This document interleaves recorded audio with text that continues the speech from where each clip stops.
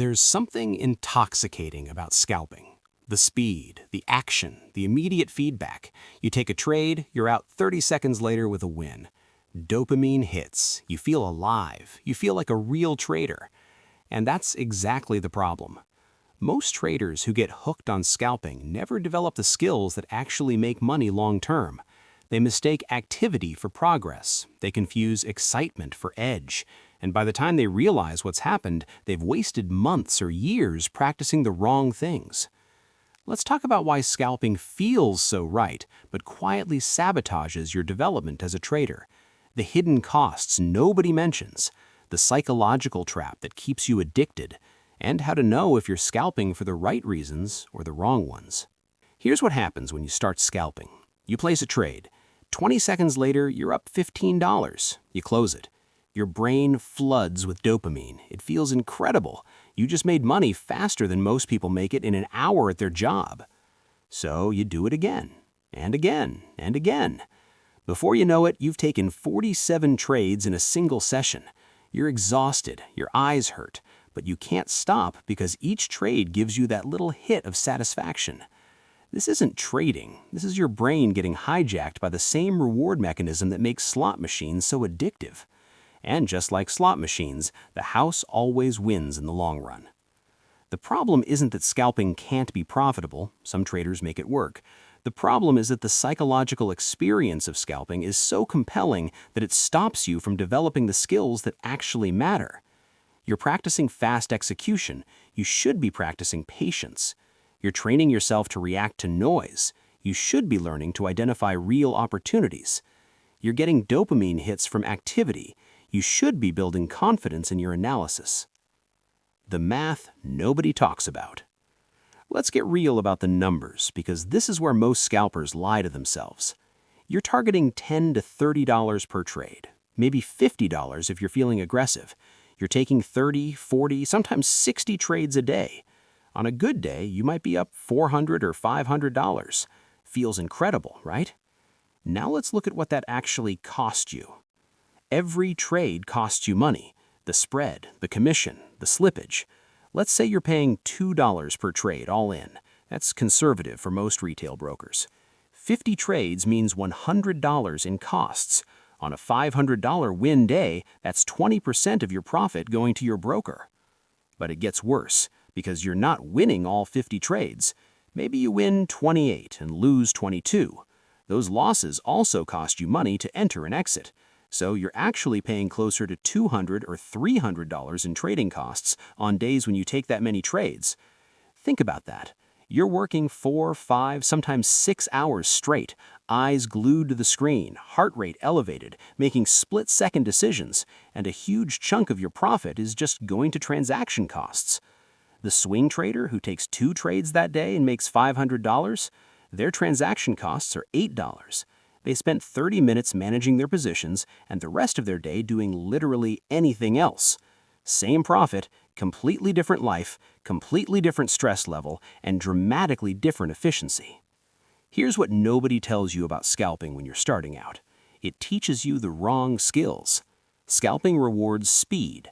Trading rewards patience. Scalping rewards quick reactions. Trading rewards thoughtful analysis. Scalping rewards being busy. Trading rewards being selective. I watched this happen to a guy I'll call David. He started scalping NQ futures. Got pretty good at it. Could read the tape, spot quick momentum shifts, get in and out with precision. After 6 months, he was consistently profitable. Not rich, but making money. Then the market changed. NQ started chopping more. His scalps stopped working. So he tried to adapt by holding positions longer, and he absolutely fell apart. He couldn't hold a trade for more than 2 minutes without panicking. A normal pullback felt like disaster. He'd exit winning trades way too early because he was trained to take quick profits. He'd hold losing trades too long because he wasn't trained to think in terms of higher time frame structure. 6 months of scalping had wired his brain to only function in one time frame, in one type of market condition, with one style of trading. When that stopped working, he had nothing. He was like a sprinter trying to run a marathon. Same basic activity, completely different skill set. That's the hidden cost of scalping.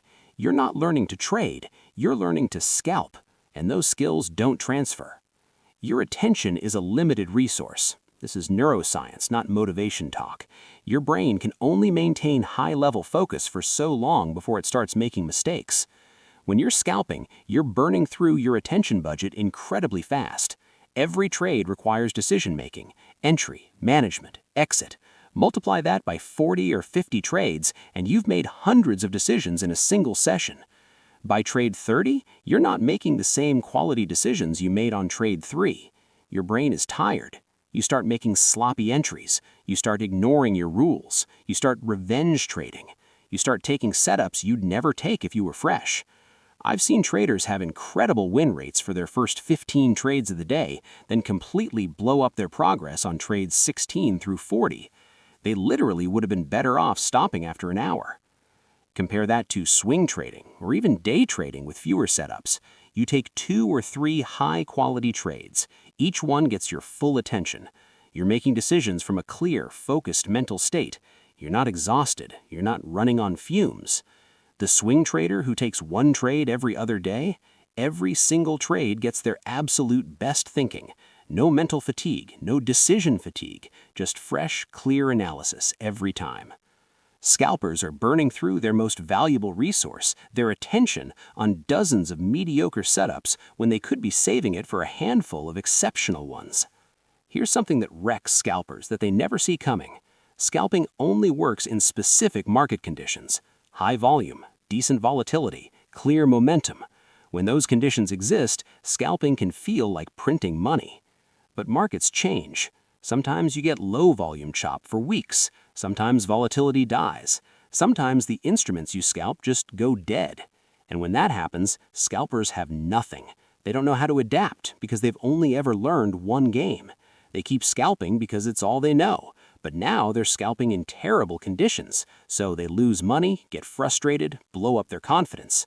Meanwhile, traders who developed broader skills just switch their approach. Less volume? Fine, they'll trade higher time frames. Low volatility? Cool, they'll wait for the next expansion. Their entire identity isn't wrapped up in one style that only works in one type of market. I remember February 2024. ES volume dried up for almost 3 weeks. The scalpers in the Discord I was in were losing their minds, couldn't figure out why their setup stopped working. Some of them forced trades and lost weeks of progress. The swing traders and position traders? They barely noticed. They just waited. When volatility came back, they were ready with capital and confidence. The scalpers were beat up, low on capital, and questioning everything. That's what happens when you only learn one way to trade. Scalping feels safe because you're in and out so fast. You think you're limiting your risk. Can't lose much if you're only in for 30 seconds, right? But that's an illusion. You're taking on massive risk, just in a different form. You're taking dozens of trades, which means dozens of opportunities to be wrong. Your cumulative risk across all those trades is often higher than someone taking one swing trade. And here's the darker truth. Scalpers don't use stops the same way other traders do. Because they're watching every tick, they think they can manage risk manually. They think they can get out if it goes against them. Until they can't. Until the price gaps. Until they freeze. Until they convince themselves it'll come back. I've watched scalpers turn a $20 scalp attempt into a $500 loss because they didn't respect the risk on that one specific trade. The trader taking one swing trade with a clearly defined stop, they know exactly what they're risking.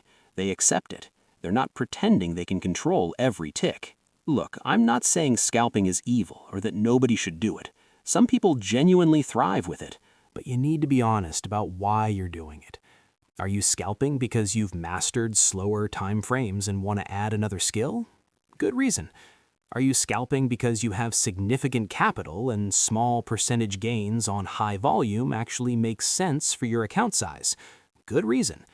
Are you scalping because you're genuinely wired for high-frequency decision-making and you've proven you can sustain that without burning out? Good reason. But here's the truth for most traders. They're scalping because it feels like trading. It feels active. It feels like they're doing something. They're scalping because sitting in a trade for 2 hours feels boring. They're scalping because they need constant feedback to feel like they're progressing. Those are terrible reasons. and they lead to years of spinning your wheels while making your broker rich. The real cost of scalping isn't the money you lose on bad trades. It's the opportunity cost of not developing real trading skills. Every hour you spend taking 50 scalps is an hour you didn't spend learning to read market structure, didn't spend studying how institutions move price, didn't spend developing patience, didn't spend learning to hold through discomfort. There was a guy named Chris in a prop firm I was connected to, started scalping NQ futures, got funded at $50K, was making decent money, $2,000, $3,000 a month, felt like he was on his way. 2 years later, still making the same amount. Same strategies, same time frame, same results. He'd hit his ceiling. He tried scaling up his size, but couldn't handle the mental pressure of scalping with larger positions. He tried holding longer, but didn't have the skills. He was trapped. Meanwhile, another trader who started at the same time, trading daily time frame swings, went from a $50K account to managing $300K because he developed skills that scaled.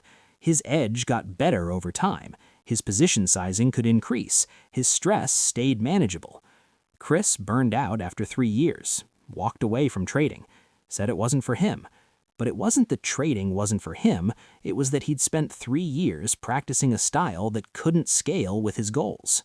If you're currently scalping and this is making you uncomfortable, good. That means you're being honest with yourself. Ask yourself these questions. Do you scalp because you genuinely love the fast pace and you're profitable doing it? Or do you scalp because you're afraid of the discomfort of holding trades?